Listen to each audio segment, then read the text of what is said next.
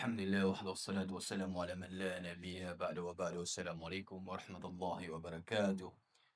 Mga minamahal kong magulang, kapatid sa pananampalatayang Islam, purihin natin ang nag-iisang Diyos na tagapaglikha, Allah Subhanahu wa Ta'ala, na binigyan tayo muli ng pagkakataon na magkasama-sama at maisagawa natin ang ating mga obligasyon bilang mga mananampalataya, bilang mga Muslim. Ito'y walang iba kundi ang salat.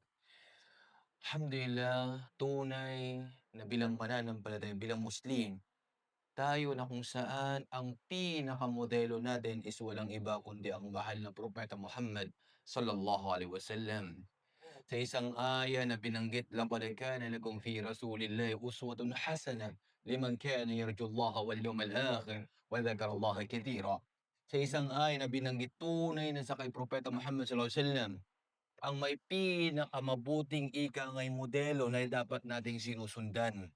Sino man ang ikangay may pakikipagtipan kay Allah Subhanahu wa Ta'ala at sa kabilang buhay at lagi nang inaalala ang Allah Subhanahu wa Ta'ala. Mga kapatid, mga magulang sa pananampalatayang Islam, ang role model natin is walang iba kundi ang Propeta Muhammad sallallahu alaihi wasallam. Sa kanyang mga ibada, sa kanyang mga pagsamba, sa kanyang pakikipagdeal, sa kanyang mga pag-uugali. Ito dapat ang kinukuha nating ika ngay example, pinaka the best example. Wala nang tatalo sa mahal na sugo sallallahu alaihi wasallam. Tulad na lang halimbawa ng kanyang mga ibada at mga pagsamba.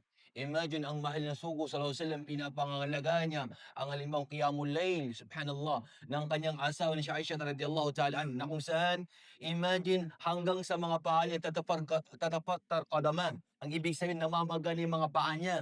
Imagine, subhanallah, nagkakabitak na. Sabi ng kanyang asawa, "Bakit ginagawa mo pa yan?" Sabi niya, "Qad ghafarallahu laka ma taqaddama min dhanbika wa ma ta'akhkhar." Pinatawad ng una-huli mong kasalanan, bakit ginagawa mo pa mga ibada na yan, mga pagsamba na yan? Ang mahal na sugo ng kanyang winika, "Afala akunu 'abdan shakura."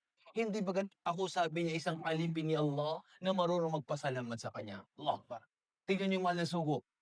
Imagine, pinatawad ang una-huli nitong kasalanan, ngunit nakikita niyo sa kanyang ibada, sa kanyang pagsamba, pinapangalaga niya ito, kapatid, magulang sa pananampalatayang Islam. Sala, 'pag may mga problema sa buhay, may mga kumbaga may mga bagay na kung saan mabigat sa kanya, nagmamadali siya sa sala. At tinatawag siya, "Arihna biha ya Bilal." "O Bilal, pagpahingay mo kami sa sala." Itong ibada ng mahal na sugo sallallahu alaihi wasallam, subhanallah, sa kanyang pagfa-fasting, sa kanyang pagbabasa ng Quran, sa kanyang pag-aalala kay Allah, sa kanyang mga ibada, siya ang pinaka the best model nating mga kamusliman, subhanallah, na dapat nating sundin, mga kapatid. Dapat nating sundin sa abot ng ating makakaya.